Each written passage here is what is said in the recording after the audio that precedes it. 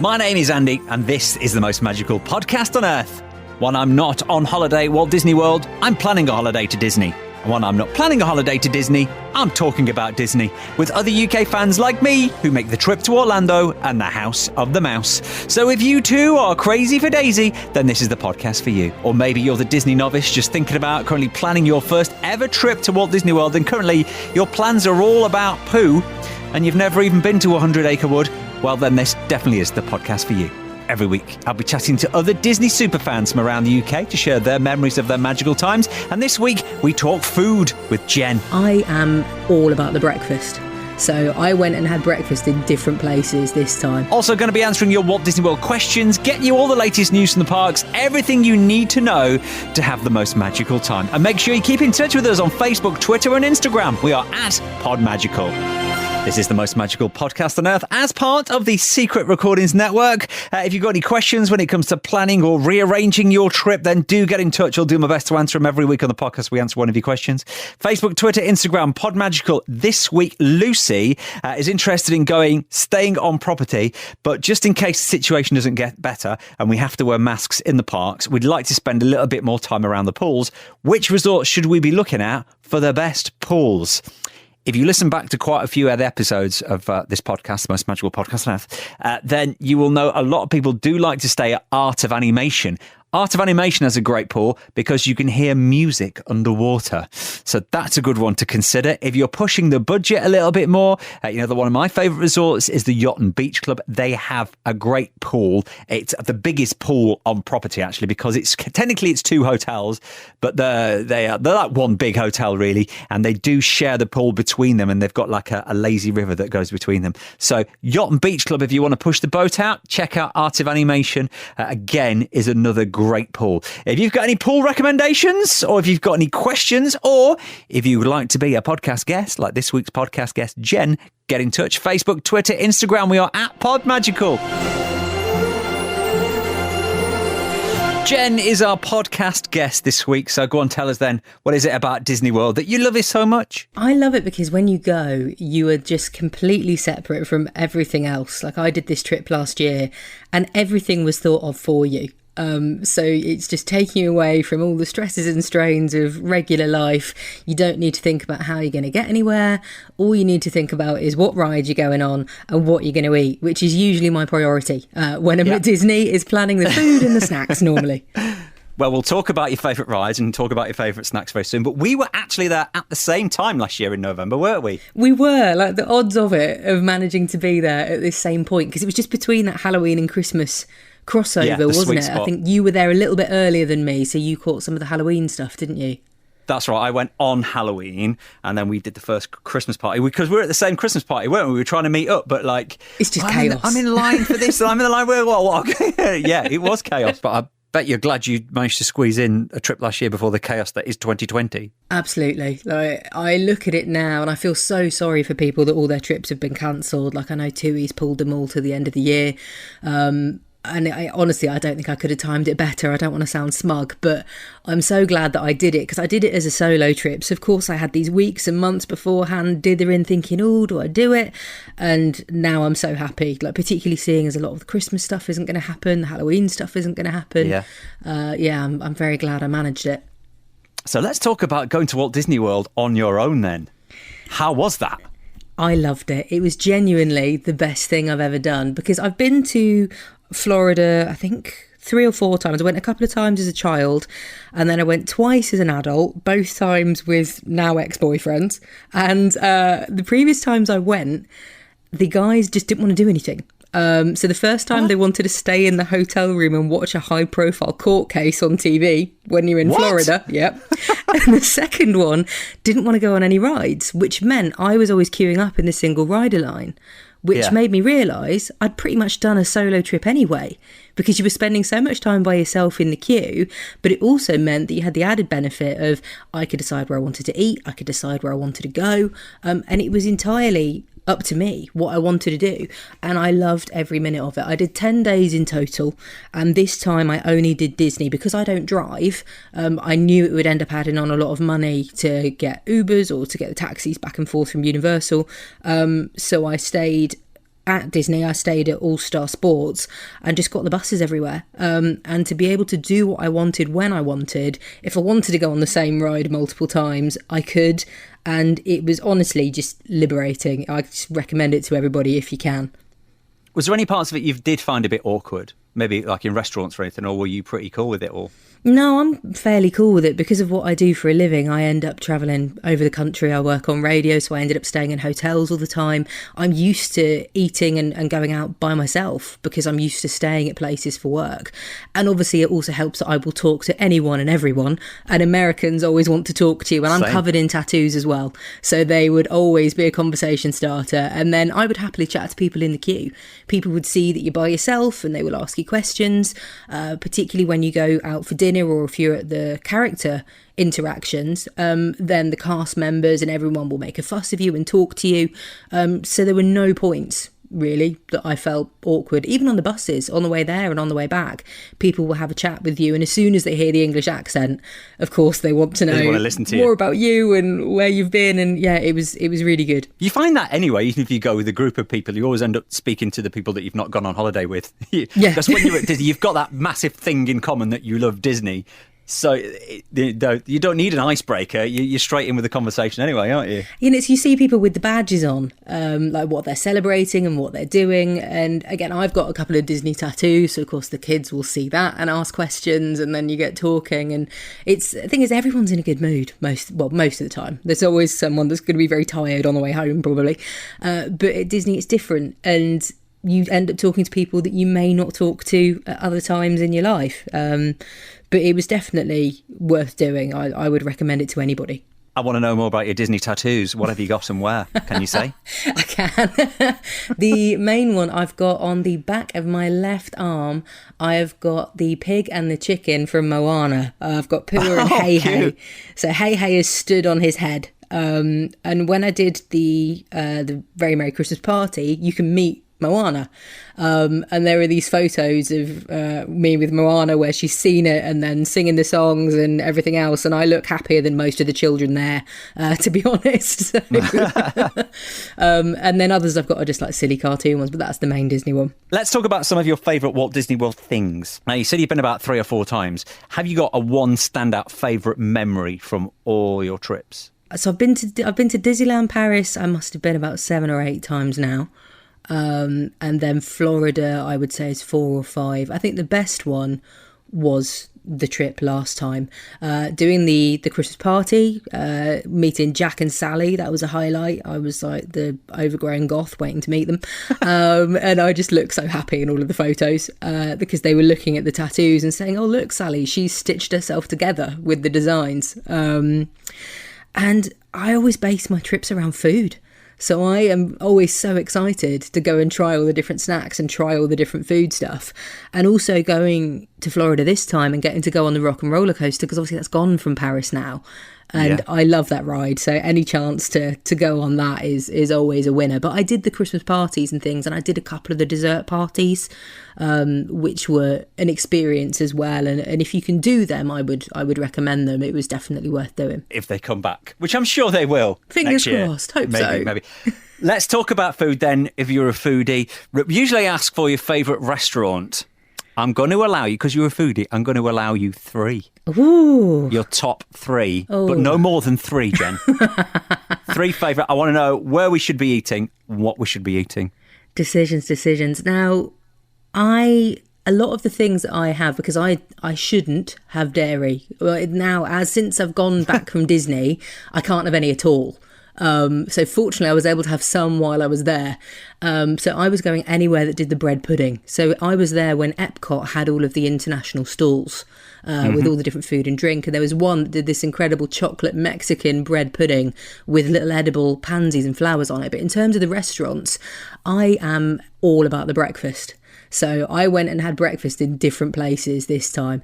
The best ones for me, I went and had breakfast at Boma. I got one of the minivans over to, I forgot, what was it, Animal Kingdom Lodge. Animal Kingdom Lodge, went there. Then I also had the breakfast at Garden Grill at Epcot, which is a character breakfast where it's Chip and Dale and the others are going around, and there's this incredible like baked cinnamon bun that they make. Yes. And the breakfast, you get all the Mickey waffles and everything else. And they do a vegan version of the Mickey waffles and things as well. So they are very good at catering to the requirements.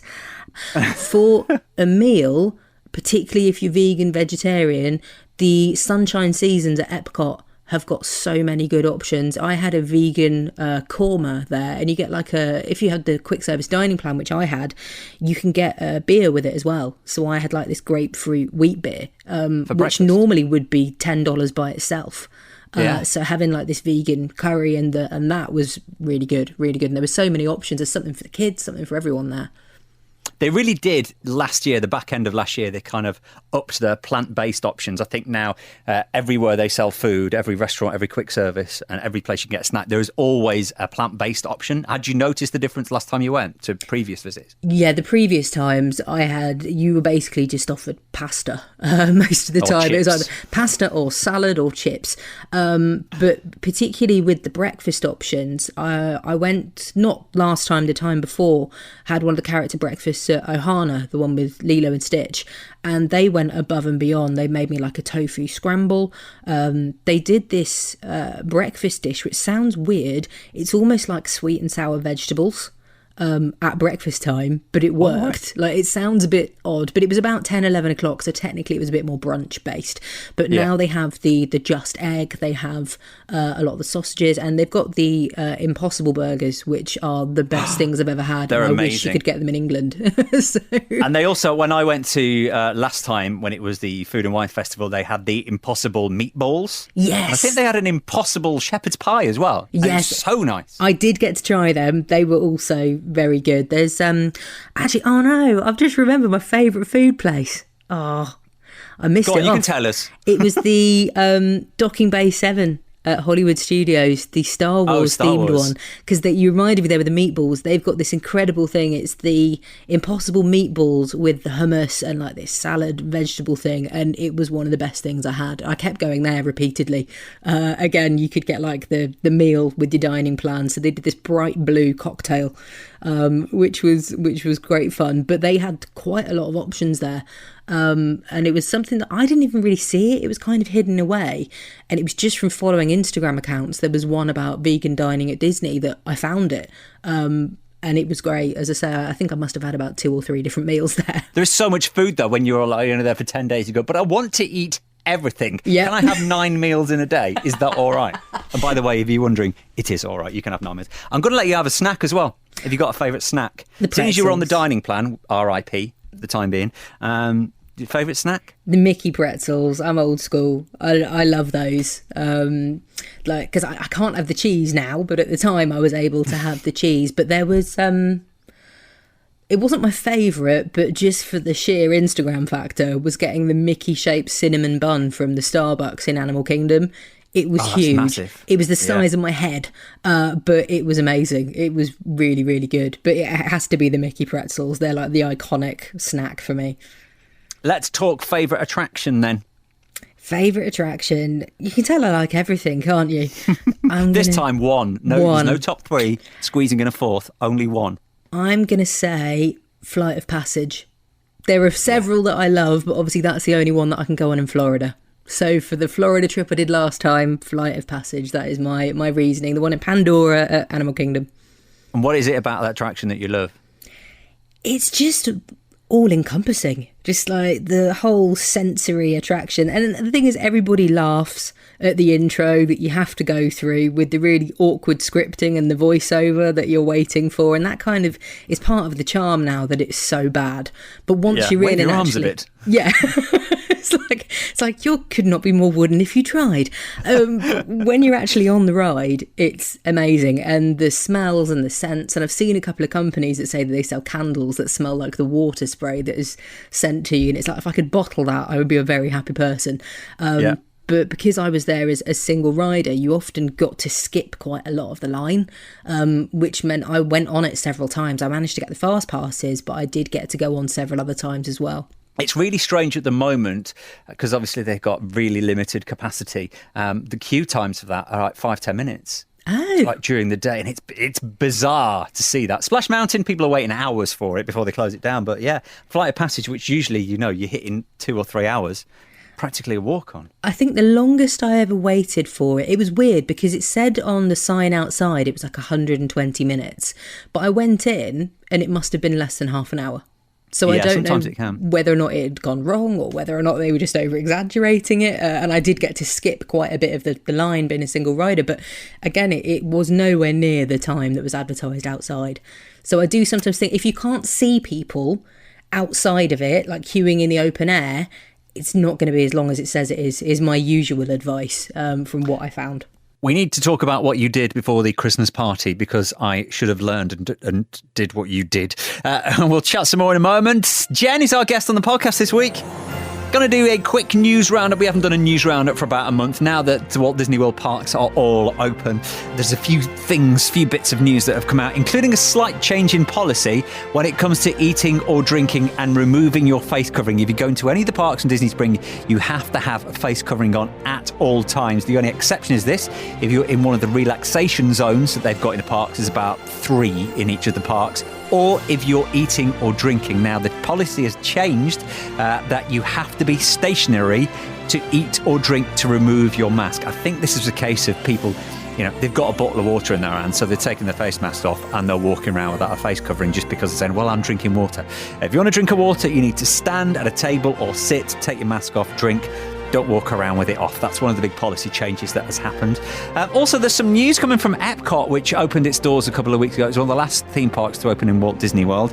And over in the preview centre, where it has been telling us about the big changes that are going to be coming to Walt Disney World Epcot over the next few years, they've changed some of the films. So Spaceship Earth, that's the attraction that's inside the big ball, just in case you're not sure, was supposed to have a bit of a makeover and a bit of an upgrade. That's not happening at the moment. And also disappeared is the new Mary Poppins attraction, which was supposed to be happening in the UK Pavilion. Now, I think I predicted a few months ago that when Disney World reopens, they're going to have to cut budgets somewhere, and some of the things that are going to be cut are the things they have not started on, including the Mary Poppins attraction.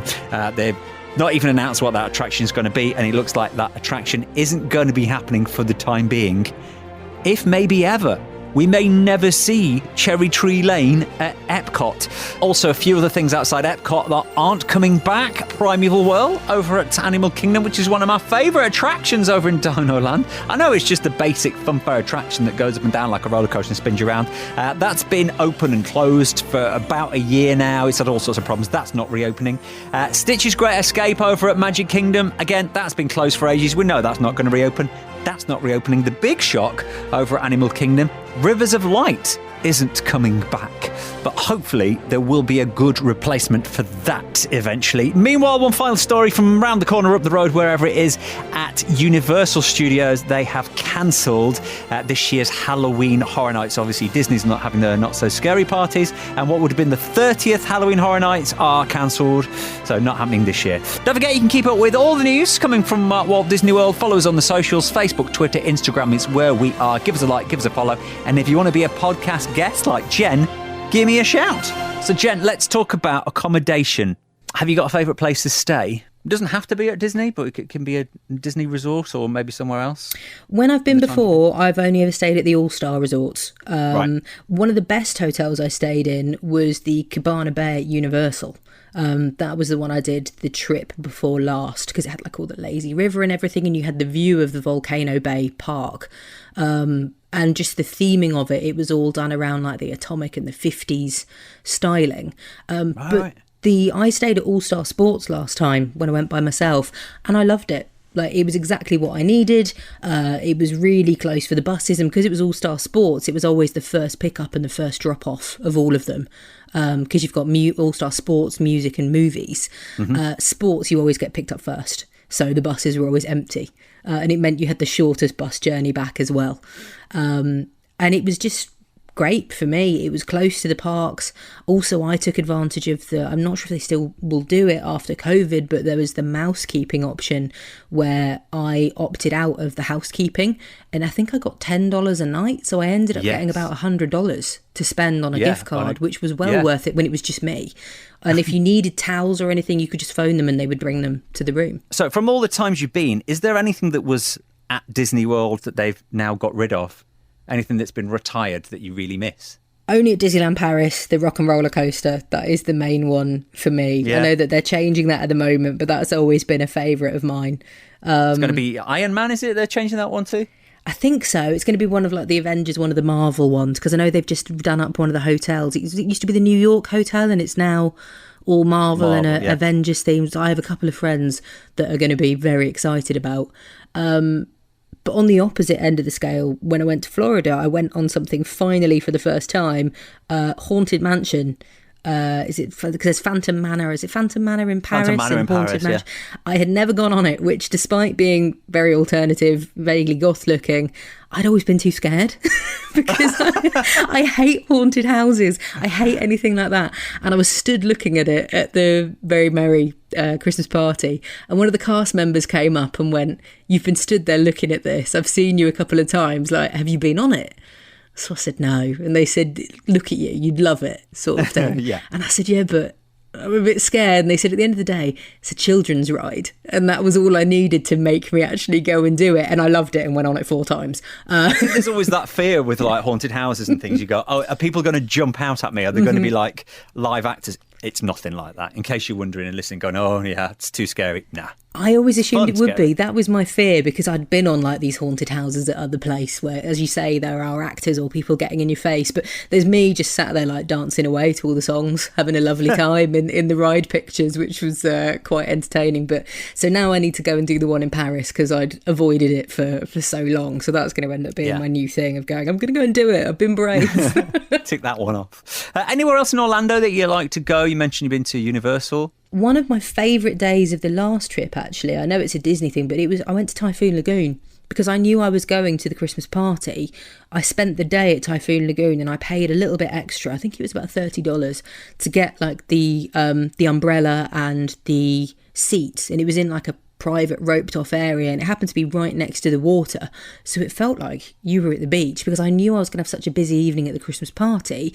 It was actually really nice just to chill out and not do anything, and you could use your the quick service dining plan. You could use the credits, so I'd get like the iced chai latte, go on the lazy river, and it was really nice to just not do anything. As odd as that sounds, because I'm not a sun worshipper, so I had to get the umbrella so that I could sit in the shade.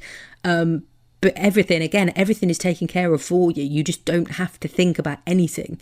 Like, it's just get the bus, get your snacks, get your food. And it was great. And it was actually really relaxing. I wouldn't want to do a beach holiday somewhere, but having a day or two at Typhoon Lagoon and just chilling out was great. I didn't go on any of the rides or the slides or anything. It was just to have the beach experience, really. Yeah.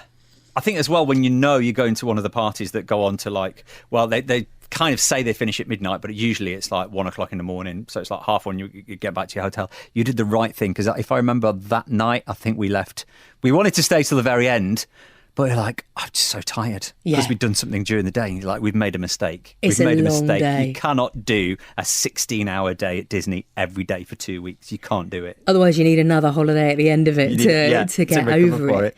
Disney Springs is always fun as well. That's another place, if you've got like the dietary requirements and vegan options, is the Erin McKenna bakery.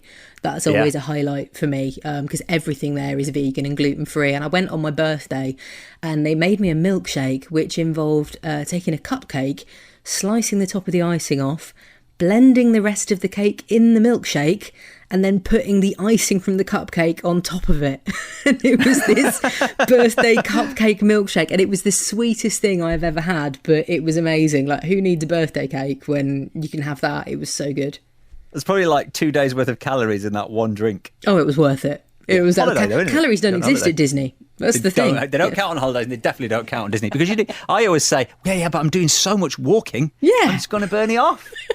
That's my excuse. That's always my logic, and no complaints so far. So when do you think you'll be back? I had been hoping to go again this year, because normally when I go to Disneyland Paris, we go for Halloween, because what we found, this is like I don't know if it'll be the same because of COVID, is we tend to go at the end of September, when the summer deal is finished. So I think previous years it's been like Lion King, and before the Halloween stuff officially starts, we were getting these really cheap deals, and they're slowly putting the Halloween decorations up over the duration of you being there, so you're getting to see it all.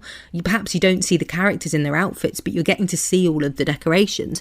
So that was a plan, was to go this year, but now we're not so sure, because if there's no fireworks and there's none of the usual shows and not meeting them, it's just whether or not it's going to be worth it. I think for Florida, it'll probably be another couple of years before I go, just because of everything that's happening with COVID, because of the amount of cases that are happening there. So it'll more than likely be Disneyland Paris that I go to again next, but that would probably be next year at the earliest, I'd have thought. It's strange because a lot of people since we've started doing this podcast, they've always said, oh, my next trip will be for the 50th, which is next year. But now a lot of people are still going, I'm not really sure. I don't want to commit to pay for something for next year that still, even if it happens, might not be the same experience that I would normally get. I think that's the thing, is that Disneyland Paris is still quite pricey compared to, I got a really good deal when I did Florida, and particularly with the flights as well. I got an absolute steal for them. So it ended up not actually being that much more. That was 10 days in Florida versus the 5 days we do at Disneyland Paris. But it kind of feels less of a risk because you're just getting the Eurostar and it's not 9 or 10 hours on a plane. And again, if it all goes wrong, you can just go and get on a train and go walk around Paris for a bit. But it depends. I think I'm very cautious anyway, particularly when it comes to health and things like that. So it's just going to be a case of weighing it up, because I've seen the pictures and there's everyone walking around in their masks and stuff, and I just don't think it would be the same for me personally. It's kind of somewhere you want to go to escape the real world, but when you've got people walking around in masks, that real world is kind of like filtrated through, and it's I know what you mean. It's just not quite the same. It would be marking the time of it. Again, you're going to look back at these pictures and see the masks, and it's a moment in time and remembering it. And when else is that going to happen ever again? That castle selfie that you can't really see your face because it's covered. And again, with being a bit goth, it kind of goes with the aesthetic. But no, as you say, I want it to be escapism. I want it to be something separate, and you wouldn't want it to be in jeopardy. And I really feel for everybody that had plans for Halloween and Christmas this year, because I know it must be gutting if they've been looking forward to it, and particularly if you've got kids. I'm just a childless millennial, and it would be me that would be disappointed, let alone if you've got to tell the kids. It'll be worth it in the end when you do get to go, is the way that I look at it. It's kind of go, okay, you've got more time to get excited and plan what you'll do.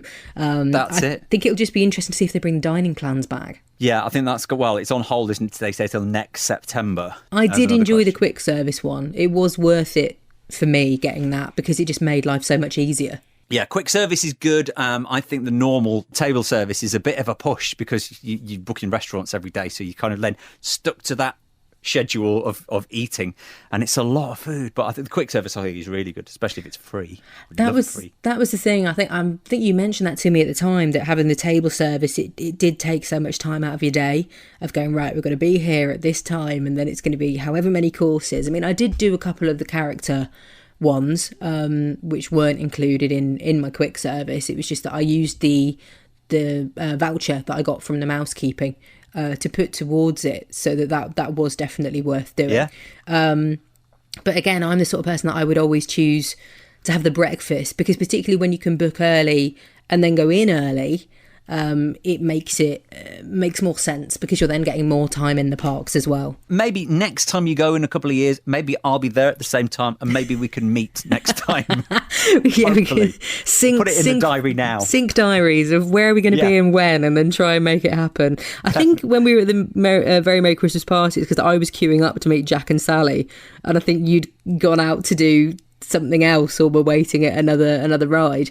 But yeah, because I went in, and when they first arrived, they said it was going to be like a 2-hour wait, and I was like, no, I'm not going to waste most of the party doing that. And I went back at about 10:30, 11 o'clock, and it was empty. There was no queue at all, so it was well worth going back a bit later. Well, lovely talking to you and sharing those Walt Disney World memories. And Jen, have a magical day. Thank you. Don't forget, if you'd like to be a podcast guest like Jen, then just get in touch. We're on Facebook, we're on Twitter, we're on Instagram. Follow all the socials. Give us a like, give us a follow, give us a retweet, tell your friends. And if you do want to come on and chat to Walt Disney World one week, then just send me a DM and we'll get you on. Andy's top tip of the week this week is another money-saving top tip. It's not a food-related one. We've done quite a few food-related ones over the last few weeks, so you can go back and listen to the last couple of episodes if you want to get some food money-saving tips.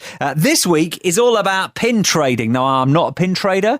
I don't actually know anybody who is a pin trader, but if you want to save money when it comes to pin trading at Walt Disney World, the secret is buy your pins before you go from eBay. Because what do they sell at the parks? So people buy, what, $8, $9 to buy a little badge in the parks, the pins that people go pin trading. You're buying that, and then you're going up to a cast member or going to a shop, and then you're swapping it for another one. Why don't you spend like £1 or $2 and buy some like old ones on eBay, take them on holiday with you, and then pin trade with the ones you got off eBay for the new ones of the cast members. So you're saving yourself a few dollars. Yeah. Any top tips, whether it comes to money saving or anything to do with Walt Disney World, do give me a shout. Facebook, Twitter, Instagram, Podmagical is where we are. Don't forget, we have a brand new episode coming out every Friday. So hit that subscribe button. Next week, we've got a top 5 special coming your way. So make sure you hit that subscribe button and catch up with that next Friday, our next episode. And until then, please stand clear of the doors. In fact, stand clear of people at least 6 foot and wear a face covering and wash your hands as well.